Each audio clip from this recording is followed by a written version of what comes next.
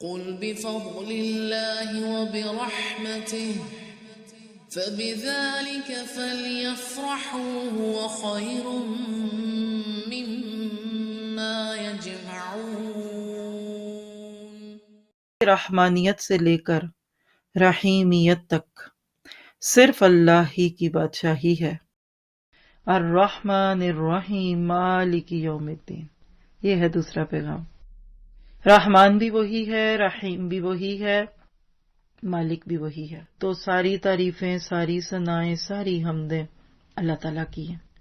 بس اسی پہ غور کرتے کرتے اللہ کا قرب پاتے جائیے۔ اور حقیقت یہ ہے کہ اللہ تعالیٰ کے نام اور اس کی صفات، اس پہ غور کیے بغیر آپ اور میں جی نہیں سکتے۔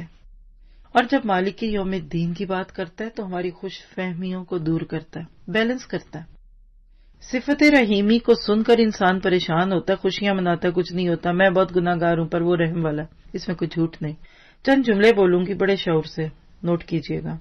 رحم کے لفظ کے مقابلے میں یہاں اللہ کی سزا کا ذکر آنا چاہیے تھا۔ مثلا الرحمن الرحیم کے بعد آنا چاہیے تھا ذو انتقام، یعنی اگر وہ رحم بھی کرتا ہے تو انتقام بھی لیتا ہے، لیکن اس کی جگہ یہاں آیا مالک یوم الدین۔ مالک یوم الدین کیوں؟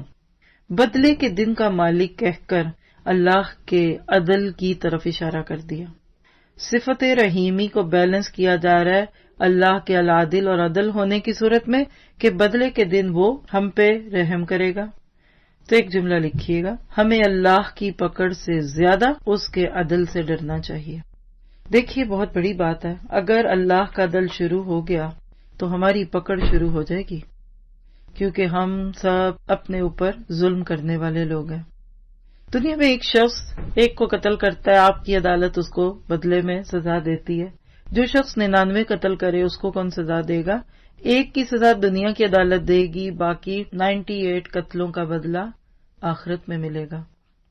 اس لیے کبھی اللہ سے اس کا عدل نہ مانگیے، بلکہ کہیے اللہ اپنا رحم کر دے۔